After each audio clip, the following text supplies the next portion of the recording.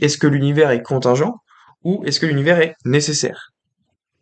Donc, petite définition, dans cet argument, l'univers, je le définis comme la conjonction de tous les êtres contingents. Donc, l'univers est à prendre au sens large. Il peut contenir l'ensemble des multivers s'ils existent, mais aussi et surtout, il doit contenir tous les êtres contingents. Donc, tous les êtres contingents de la réalité.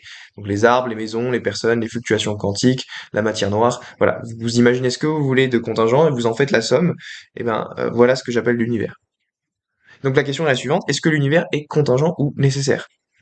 Et donc moi je pense qu'il y a des bonnes raisons de penser que l'univers est contingent. Et je vais donner 5 raisons en cette faveur. Donc le premier argument, c'est de dire que en fait tout ce qui a commencé d'exister est contingent.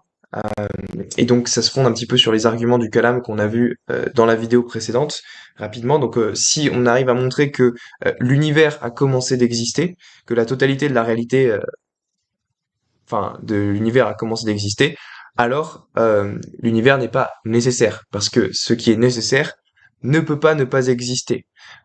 Et donc si quelque chose a commencé d'exister, ça veut dire qu'il y a un moment où cette chose n'existait pas. Et donc elle n'est pas nécessaire, parce que ce qui est nécessaire doit exister de toute éternité.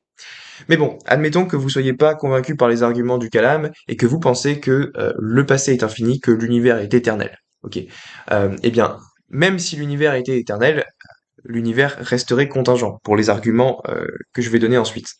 Donc, même si l'univers était éternel, il n'y aurait aucune contradiction à concevoir d'autres mondes possibles dans lesquels notre univers n'existerait pas ou qu'il serait différent. Donc, par exemple, il n'est métaphysiquement pas impossible de concevoir un univers sans astéroïdes, sans planètes, sans étoiles, même sans matière. Euh, on peut aussi dire que les lois qui régissent l'univers sont déterminées par des constantes fondamentales très précises qui auraient pu être différentes. En effet, on peut concevoir d'autres mondes possibles avec des lois ou des constantes fondamentales légèrement différentes, donc légèrement plus grandes ou légèrement plus petites, sans que cela implique une quelconque contradiction. Et donc, on pourrait se demander, bah, pourquoi est-ce que les électrons ou les atomes font cette taille et non pas une autre? Pourquoi est-ce qu'ils sont pas un tout petit peu plus petits ou un tout petit peu plus grands? Et on peut faire ça, pareil pour les constantes fondamentales qui régissent le cosmos. Pourquoi est-ce que la constante de Planck doit valoir 6,64 fois 10 puissance moins 34 et pas un tout petit peu plus ou un tout petit peu moins? Eh ben, le fait qu'il n'y ait pas de contradiction à concevoir des mondes possibles euh, où ces constantes seraient légèrement différentes, ça montre que l'univers est contingent. Il n'y a pas de nécessité à ce que tout soit rigoureusement ainsi euh, plutôt que autrement. On peut aussi dire que euh, la physique quantique nous montre qu'il y a un grand nombre d'événements indéterminés dans l'univers. Et donc ça signifie que si on considère l'univers en lui-même à l'instant T, eh bien, de manière indéterminée, il aurait pu donner lieu à des événements quantiques tout à fait différents à l'instant t plus 1, ce qui contredit même la notion de nécessité, euh, parce que la nécessité implique le déterminisme. Et donc, un dernier argument, et ça, je trouve, c'est l'argument que je trouve le plus fort en faveur de la contingence de l'univers, c'est que l'univers est formé par une conjonction finie ou infinie d'êtres contingents. Et donc, la question, c'est comment est-ce qu'une telle collection d'êtres contingents pourrait nous donner quelque chose de nécessaire? Si vous avez un paquet de choses contingentes, comment est-ce que vous pouvez construire quelque chose de nécessaire? Ça semble absolument infaisable.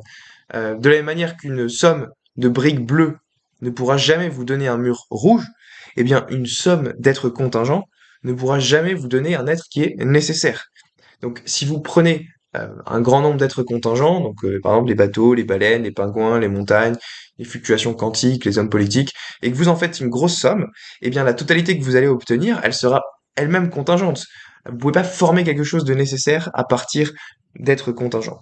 Euh, donc voilà pourquoi il me semble que l'univers est contingent. Et donc, si on fait le bilan intermédiaire, le principe de raison suffisante compilé à la contingence de l'univers, ça implique que l'univers a une cause. D'accord? Et donc, quelle est cette cause? Est-ce que la cause de l'univers peut être contingente aussi? Eh bien non, parce qu'on a dit tout à l'heure que l'univers incluait tous les êtres contingents. Par conséquent, s'il y a quelque chose qui est la cause de l'univers, c'est forcément un être nécessaire, c'est-à-dire un être qui n'aurait pas pu ne pas exister. Mais alors, quels sont les attributs de l'être nécessaire? Eh bien, on peut dire que l'être nécessaire, vu qu'il est nécessaire, eh ben, il doit être dépourvu de tous les attributs contingents. Donc ça doit être impossible de se demander à son propos s'il aurait pu être autrement ou s'il aurait pu être légèrement différent. Non, ça, ce sont des attributs, enfin des questions qui sont pertinentes à poser lorsqu'on traite d'êtres qui sont contingents. Et pour ce qui est un être nécessaire, on peut pas se demander à son propos s'il aurait pu être légèrement différent. Et donc, en conséquence, il doit être dépourvu de toute limite arbitraire au sein de son essence, parce que une limite arbitraire, c'est une trace de contingence.